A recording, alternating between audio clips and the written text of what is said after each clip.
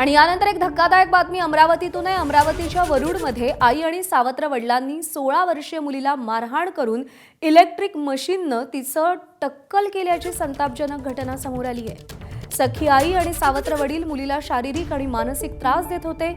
मुलीनं याविरोधात आवाज उठवल्यामुळे मुलीला पट्ट्यानं मारहाण करत जबरदस्तीनं तिचं टक्कल केलं। अखेर मुलीनं वरुड पोलीस स्टेशन गाठून तक्रार दिली।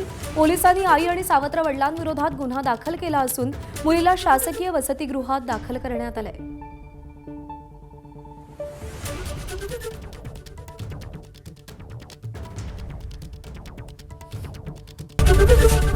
एबीपी माझा, उघडा डोळे बघा नीट।